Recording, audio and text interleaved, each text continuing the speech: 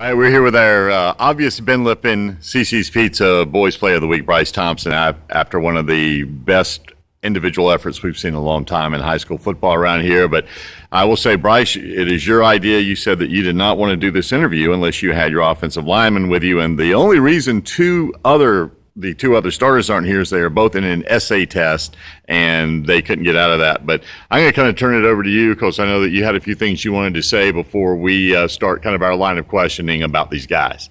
Sir, I want to introduce the man's behind the scene. They deserve more credit than they get. My center right here, Wells Chase. Got the right guard, Knox Carlin. And right tackle, Peter Cobble. And the two that are not here are the left tackle, Greg, and the right guard, David Foley. And these guys are the ones that were opening up those holes that you were running through. And the two biggest runs, and I'm going to ask these guys to answer in any order they like real quick before we talk to Bryce. One of them was a 99-yarder, the longest run you can possibly have, but the one that I think blew a lot of people's minds, including my own, was the 71-yarder where he was completely surrounded. I mean, completely surrounded where you could no longer see him on the film. And then suddenly he came out almost like it was a magic trick. And 71 yards later, scores a touchdown. So, guys, blocking for a guy that can do stuff like that, how cool is it to do that? It's really fun. We didn't block so well for him on that play, but he still made it happen. He just needs a little daylight. That's it. Yeah, it's definitely pretty nice knowing you have a playmaker back there. You have to make your blocks, but you don't have to hold them for 6 seconds. You can just give them enough time to get in the end zone. I mean, he's fast, so we do our job and he does his. So. All right, Bryce, I'm going to talk to you now about the victory over Hammond. And I know that neither side wanted to say a whole lot going into the game, and that's completely understandable. But now that the game is over with and it has been played, I think it's a lot easier to kind of reflect on it and have a little more to say about it. And I know you were telling me how much you respected the way they played, their defense and all that. But from you guys' perspective, this really was the biggest win that you guys have ever had, right? Yes, sir.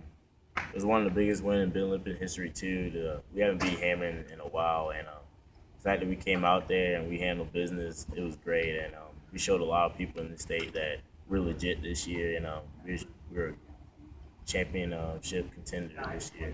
Speaking of that, it's funny, next week, boy, talk about this week coming up, tomorrow, what would look like on paper as being such a trap game. You're playing a Portugal team that's really good, and you have to go on the road, and you're coming off such an emotional high, and coming out playing so well against Hammond.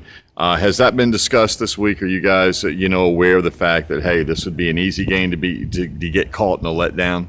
Yeah, yes, sir. As great as that Hammond win was, we have to forget about it and move on to next week because this Portugal team is capable of blowing us out if we don't come out there and do what we got to do. So we've been focusing in practice to come out there and get this W and stay undefeated. I want to ask you about, obviously the 15 for 233 had people buzzing, especially with those two runs that went into it that were pretty crazy. But got a question for you. On a varsity level, whether it was at Dutch Fork where you were previously or here, have you ever in a game blocked a field goal?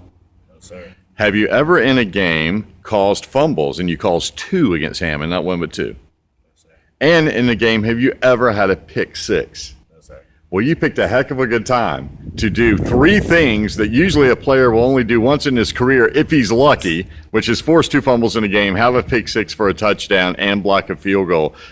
It's almost like it was a magical performance, in all seriousness. I mean, it was just amazing. It's almost hard to believe if you weren't there to see it. What do you attribute to everything just coming together the way it did against Hammond on Friday? Because it truly was one of the best individual performances I've ever seen by a guy in a high school football game, and I've seen a lot of them over the years. Well, it's just all to my teammates. Like, even on defense, like, our D-line had pressure on the quarterback to make him throw the pick. And then, like, I honestly don't know. It's just God's plan, and everything happens for a reason. All right. Well, it was an amazing thing to watch, and again, you're the obvious choice this week. And we'll say along with the guys that blocked for you for the CC's Pizza, Ben Lippen, Boys Athlete of the Week. Man, congratulations on a superb Friday night, and look forward to watching you the rest of the year and see how things go. And guys, thank y'all too. Thank you.